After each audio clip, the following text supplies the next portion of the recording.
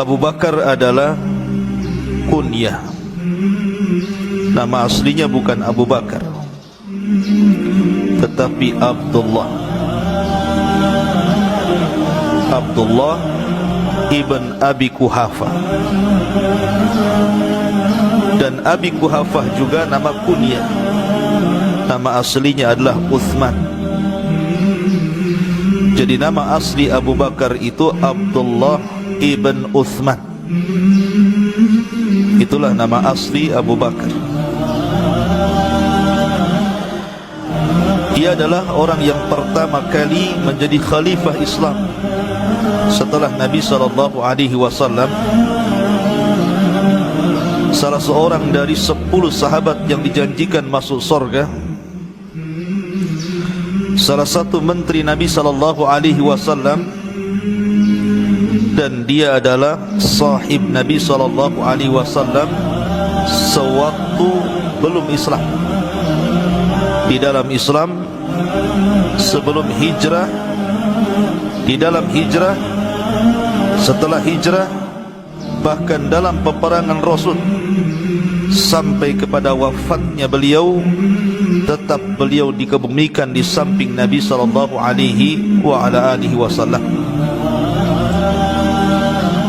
Bahkan dia adalah orang yang paling dicintai Rasulullah. Sahabat Amr bin As radhiyallahu anhu suatu ketika bertanya kepada Nabi SAW tentang siapa sosok wanita yang paling dicintai beliau. Maka Nabi SAW mengatakan Aisyah. Kemudian bertanya lagi, lalu dari kalangan laki-laki siapa? Maka Rasul mengatakan abuha, bapaknya. Maksudnya Abu Bakar. Lah Abu Bakar ini lahir setelah tragedi perang Gajah. Ada yang mengatakan 2 tahun setelahnya, 2 tahun 6 bulan setelahnya Abu Bakar lahir. Dan subhanallah, Abu Bakar diberikan rizki yang luar biasa. Dia pedagang yang sukses, dan disebutkan dia adalah tajirul zahab. Tajirul zahab artinya orang yang jual beli emas. Dan dia orang yang pertama kali masuk Islam dari kalangan rijal, orang-orang dewasa. Walaupun ada khilaf di antara ulama, apakah yang pertama kali masuk Islam dari kalangan orang dewasa itu Abu Bakar ataukah Waraqah ibn Naufal? Karena Waraqah ibn Naufal kerabat Khadijah ketika Nabi SAW berjumpa dengan malaikat Jibril dalam bentuk asli, kemudian menggigil ketakutan sampai kemudian mengatakan kepada Khadijah, dathiruni, selimuti aku. Maka Khadijah pun mengantarkan Rasul kepada Waraqah ibn Naufal. Dan ketika itu Waraqah ibn Naufal mengatakan, kalau seandainya aku masih hidup sementara kaummu mengusirmu, maka aku akan menolongmu. Tapi Waraqah kemudian beberapa bulan setelah itu meninggal. Di sini terjadi silang pendapat. Ada yang mengatakan orang yang pertama kali masuk Islam dari kalangan rijal adalah Waraqah, tetapi yang masyhur adalah Abu Bakar Siddiq radhiyallahu anhu. Dan dia orang yang pertama kali sujud dalam solat dari kalangan orang dewasa. Sebab kalau cerita orang yang pertama kali sujud dari kalangan wanita adalah Khadijah, dari kalangan anak-anak Ali bin Abi Thalib, dari kalangan budak Zaid ibn Harithah, dan dari kalangan orang dewasa Abu Bakar. Dan Abu Bakar menyaksikan seluruh peperangan bersama Rasulullah sampai wafatnya Nabi SAW. Abu Bakar ini tidak pernah menyembah berhala satu kali pun semasa jahiliyah. Sejak kecil dia tidak pernah menyembah berhala. Uthman, ayahandanya Abu Quhafah ini, berusaha untuk mengajarkan Abu Bakar menjadi penyembah berhala, tapi fitrahnya menolak. Suatu ketika dibawanya ke sebuah tempat yang penuh dengan berhala, kemudian ditinggalkan di situ. Ayahnya pergi, maksudnya supaya Abu Bakar menyembah berhala-berhalanya. Tetapi setelah berhadapan dengan berhala-berhala itu, justru Abu Bakar kemudian mengatakan di hadapan berhala, beri makan aku, beri minum aku, sediakan pakaian untukku, macam-macam. Namanya berhala, tak hidup, tak mati, gak jelas. Berhala adalah bongkahan batu yang dipahat, la yanfa' wa la yadhur, tidak mendatangkan manfaat dan tidak mencegah madarat. Maka karena berhala itu diam saja, marah Abu Bakar. Diambilnya tongkat, dipukuli satu-satu berhala itu sampai hancur. Persis seperti Ibrahim alaihi salatu wassalam. Bahkan dia pernah waktu kecil itu, karena orang-orang jahiliyah menganggap Lata, Uzza, Manat, Hubal dan berhala-berhala yang lain itu banatullah, anak perempuannya Allah. Abu Bakar kecil mengatakan, kalau dia anak-anak perempuan Allah, lalu siapa ibunya? Jadi sejak kecil akalnya sudah bermain bahwa berhala yang disembah itu tidak ada gunanya. Dan subhanallah, Abu Bakar tidak pernah meminum khamr. Padahal di zaman itu khamr itu adalah minuman kebiasaan orang-orang jahiliyah. Bahkan ketika di permulaan Islam, khamr tidak diharamkan. Khamr diharamkan itu lama setelah turun 3 ayat yang kemudian mengatakan khamr itu rizsun min amali syaitan fastanibuhu la'allakum tuflihun. Tapi dalam Islam pada awalnya tidak diharamkan. Tapi walaupun demikian Abu Bakar tidak minum khamr. Ketika ditanya alasannya, dia mengatakan, karena saya ingin menjaga irdi wa muru'ati, kehormatan dan akhlak. Karena ketika dia melihat ada orang yang minum khamr di pasar, setelah mabuk dia cari tong sampah, kemudian mengambil, mengorek-ngorek makanan, kemudian dimakan. Kata Abu Bakar, aku tidak mungkin seperti orang itu yang menghinakan dirinya. Dari situ Abu Bakar tidak pernah minum khamr. Dari kecil tidak pernah minum khamr. Padahal sekali lagi khamr di zaman jahiliyah itu luar biasa. Makanya ketika Nabi SAW mengutus seseorang laki-laki untuk mengharamkan khamr secara abadi, ala wa innal khamra qad hurrimat, ingatlah khamr sudah diharamkan selamanya. Rawi hadis mengatakan, maka seluruh para sahabat menumpahkan khamr di depan-depan pintu mereka, hatta salat syawariul Madinah, sampai banjir ganggang kota Madinah, saking banyaknya khamr yang ditumpahkan. Dan ini akhlak Abu Bakar yang luar biasa. Bahkan Abu Bakar adalah orang yang sangat dermawan sejak jahiliyah. Karena kabilah Taim itu, Abu Bakar itu kan dari kabilah Taim. Kita tahu bahwa masing-masing kabilah di zaman itu memiliki masing-masing maziyah keutamaan. Ada kabilah itu yang suka menghormati tamu. Jadi kalau ada tamu datang, khusus kabilah ini yang menghormatinya, yang menjamunya. Ada kabilah ini khusus untuk membayar diat saja. Jadi kalau ada orang membunuh dan tidak terjadi kisos, maka bayar diat 100 unta. Lah kabilah Abi Bakar ini, Bani Taim ini, terkenal orang-orang yang suka menyediakan diat.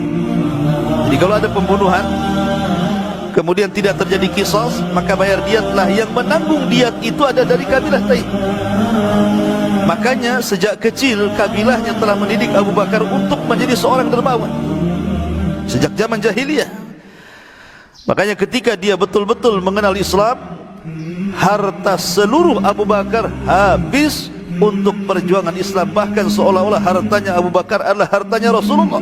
Seolah-olah Rasul memakai hartanya Abu Bakar seolah-olah hartanya sendiri. Bahkan dia menginfakkan 3 kali seluruh hartanya tanpa takut miskin. Itulah Abu Bakar. Bahkan ketika di permulaan Islam, kita tahu bahwa Islam masih lemah, belum ada orang, sehingga banyak yang masuk Islam itu dari kalangan budak. Nah, sebelum hijrah Abu Bakar Siddiq radhiyallahu anhu memerdekakan, ada yang mengatakan 7 budak. Yang pertama Bilal ibn Rabah, kemudian Amir ibn Fuhairah, kemudian Zunairah, kemudian Nahdiyah dan juga putrinya, kemudian Jariyah ibn Muammal, dan Ummu Ubais, itu semua dimerdekakan Abu Bakar Siddiq radhiyallahu an sebelum hijrah beliau. Bahkan ada yang mengatakan lebih daripada ini. Ketika dia memerdekakan budak, kedengaran oleh Utsman, ayahnya Abu Quhafah, marah dan mengatakan, wahai anakku, kalau engkau ingin memerdekakan budak, merdekakan budak-budak yang manfaat, yang kekar-kekar, yang kuat-kuat, bisa melindungi dirimu, bisa bekerja untukmu. Kenapa kau merdekakan budak-budak yang lemah itu? Maka Abu Bakar hanya mengatakan, ya abi a'taqtuhum liwajhillah, wahai ayahku, tidaklah aku memerdekakan mereka kecuali karena Allah subhanahu wa ta'ala. Dari sini turun ayat, wa sayujannabuhal atqa alladhi yu'ti ma lahu yatazakka wa ma li ahadin indahu min ni'matin tujza illa ibtigha'a wajhi rabbihil a'la wa la sawfa yarda. Turun ayat ini. Dan Allah subhanahu wa ta'ala akan menghindarkan Abu Bakar dari neraka, yang telah menafkahkan seluruh hartanya untuk membersihkan jiwa, dan dia tidak mengharap kecuali karena balasan dari Allah, dan dia akan mendapatkan keridhaan Allah subhanahu wa ta'ala. Dan Abu Bakar Siddiq radhiyallahu an, sifat yang paling menonjol adalah hubbul haq, cinta dengan kebenaran. Cinta dengan kebenaran. Makanya ketika Nabi SAW meninggal dunia, terjadi pemurtatan luar biasa di zaman. Kenapa? Karena munculnya nabi-nabi palsu yang luar biasa. Sejak zaman Rasul sudah ada nabi palsu, Musailamah al-Kadzdzab, Al-Aswad al-Ansi, dan yang lainnya. Lah itu berkembang di zaman Abu Bakar. Belum lagi beberapa orang yang menentang kebijakan zakat. Sampai-sampai Rasul Abu Bakar mengatakan, aku tidak akan membedakan orang yang meninggalkan sholat dengan zakat, tetap kuperangi.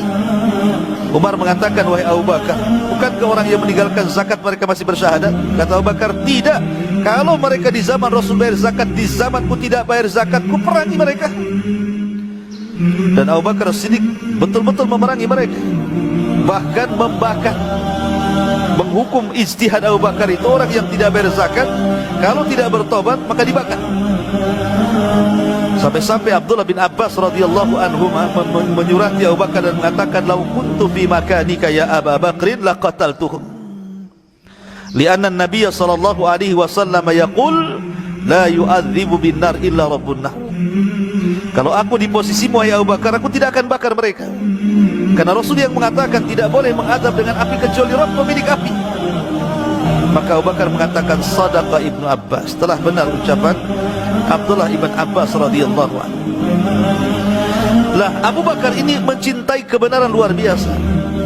Makanya dikisahkan bagaimana Islamnya Abu Bakar Siddiq radhiyallahu anhu itu, seperti yang dikatakan oleh Ibnu Ishaq, seorang ahli sirah. Dia mengatakan, Nabi pernah mengatakan, ma da'autu ahadan ila al-Islam illa kanat indahu kabwah wa taraddada wa nadha illa Abu Bakrin fa innahu la taruddada fihi.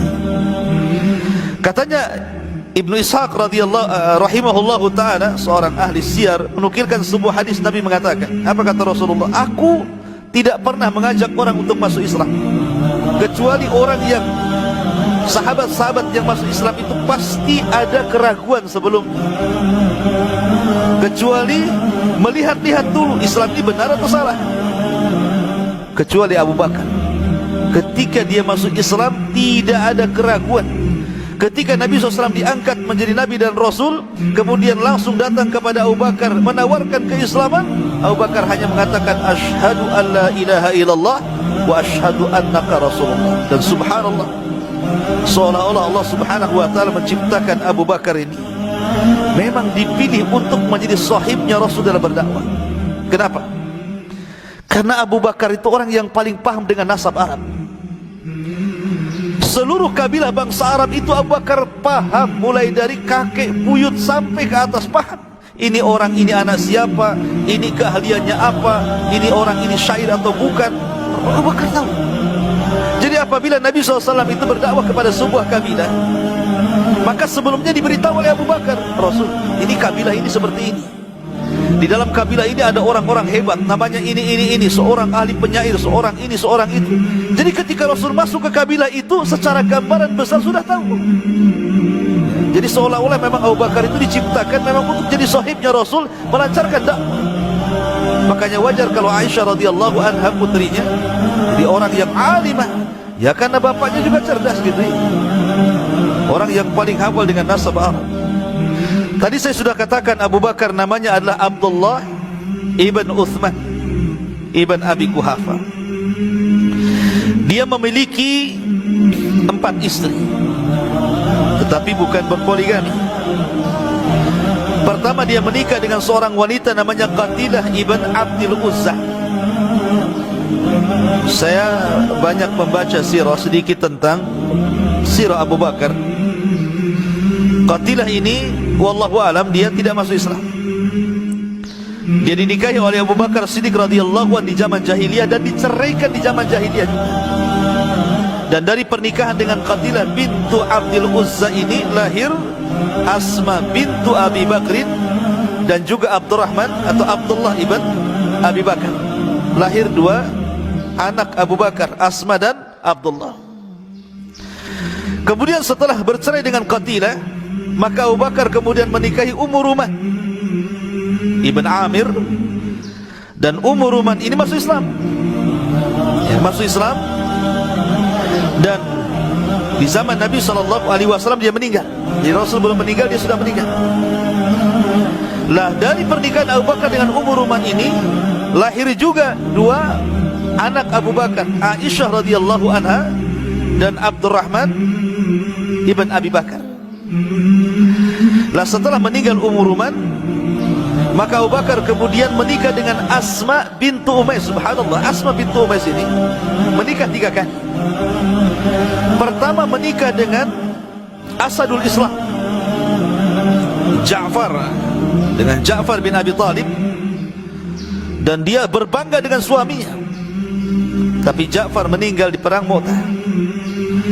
Kemudian setelah Ja'far meninggal, Abu Bakar menikahi Asma bintu Umais ini.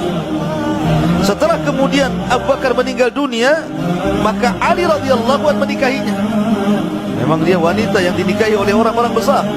Suami pertama namanya Ja'far, kedua Abu Bakar, ketiga Ali gitu ya.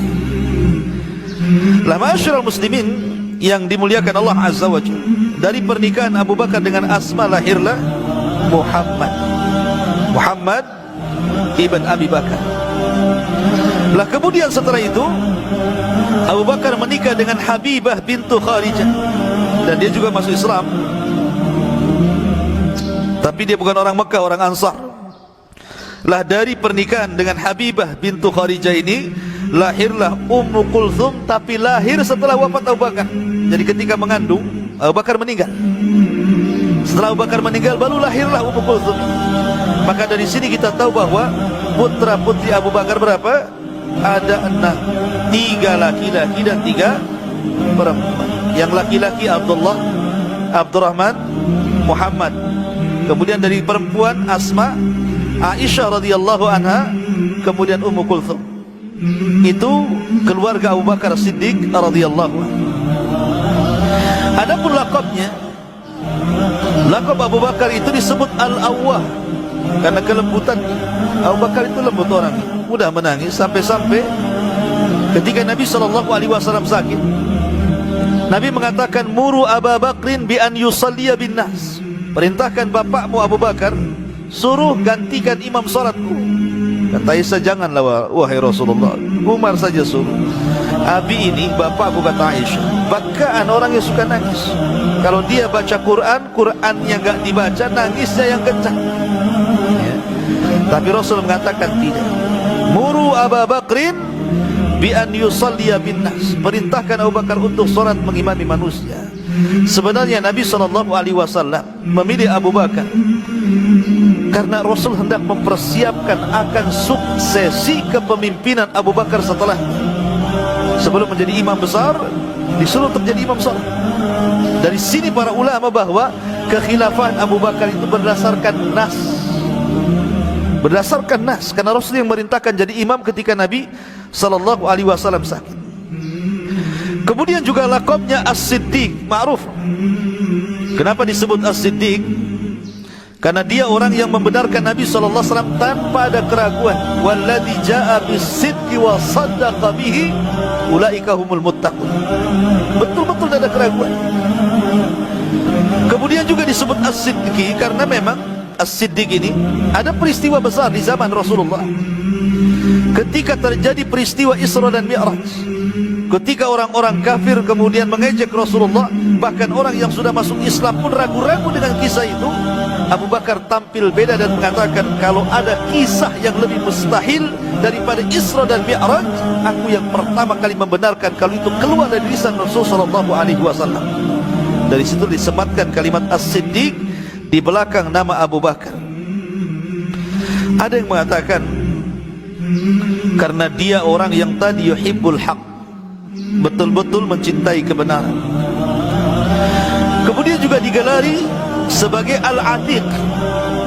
Al-Atiq, bahkan Rasul mengatakan, kalau kalian ingin mengetahui siapa Atiqun minan nar, orang yang dimerdekakan dari neraka, falyanzur ila Abi Bakr, lihatlah Abu Bakar, kata Rasulullah. Jadi disebut Atiq, ada yang mengatakan karena wajahnya yang terang, yang cerah, yang tampan.